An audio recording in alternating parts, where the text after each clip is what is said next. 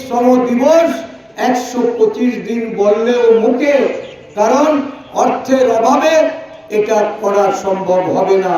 কারণ এই এনজিএনরেগা আইন, যে আইনে 100 দিন বললেও বিগত 12 বছরে কেন্দ্রে এই বিজেপি সরকার প্রতিষ্ঠা করার পর যারা এনজিএনরেগাকে খতম করার ষড়যন্ত্রে লিপ্ত ছিল, ওই এনজিএনরেগা আইনের এই যে 100% মজুরি, এই মজুরি সংগঠিত করে সারা দেশে বর্তমানে 50 দিনের শ্রম দিবসের কাজ এই মোদী সরকার রাজ্যে রাজ্যে করতে সক্ষম হয়নি।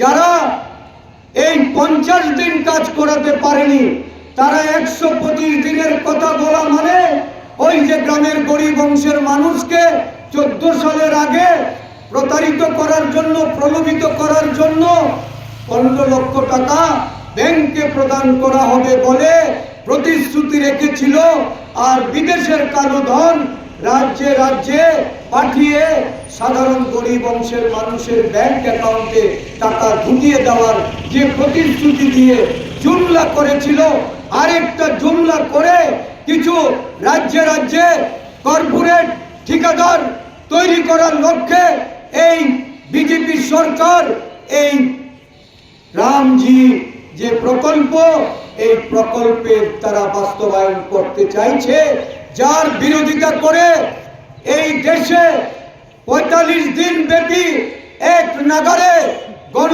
আন্দোলনের ডাক দিয়েছে ভারতীয় জাতীয় কংগ্রেস।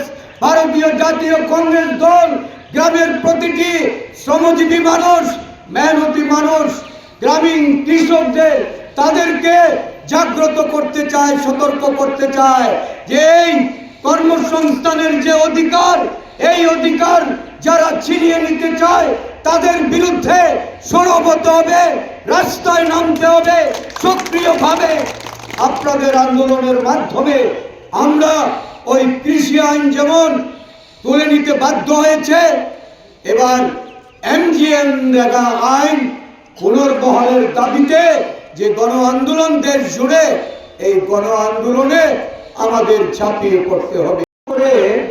এই পরিবর্তন, যেখানে এনজিএনরেগা 100 দিনের কাজের নিশ্চয়তা প্রদান করা হয়েছে, 100 দিনের জায়গায় 125 দিনের কথা বলা হচ্ছে, কিন্তু তার তো কোনো গ্যারান্টি নেই।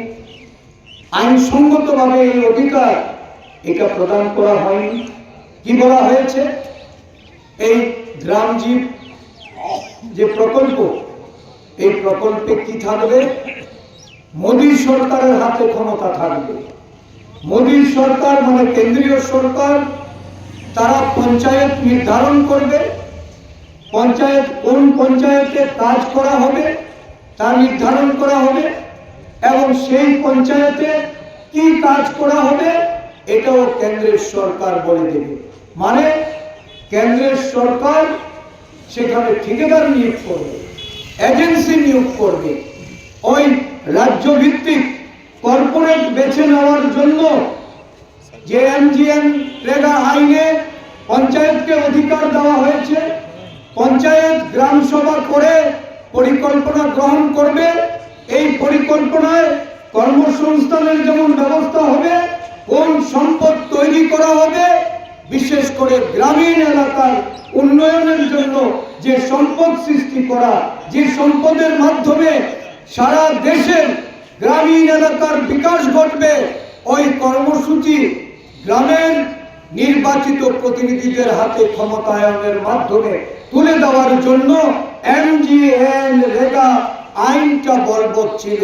আর আজকে কেন্দ্রীয় সরকার কেন্দ্রে বসে তার ঠিকাদার দ্বারা বিভিন্ন রাজ্যে রাজ্যে তার ইচ্ছা অনুসারে পঞ্চায়েতে পঞ্চায়েতে তারা নির্ধারণ করবেন যে কোন রাজ্যে কোন পঞ্চায়েত কাজ করবে, কোন পঞ্চায়েতে কোন ঠিকাদারের দ্বারা শ্রমিক নিয়োগ হবে, ওই শ্রমিক কি ধরনের কাজ করবেন, ওই শ্রমিক কি সম্পদ উৎপাদন করবেন, আর এই শ্রমিকদের যে মজুরি, এই মজুরি এক সময় কেন্দ্রীয় সরকার এনজিএনরেগাতে 100% মজুরি প্রদান করতেন।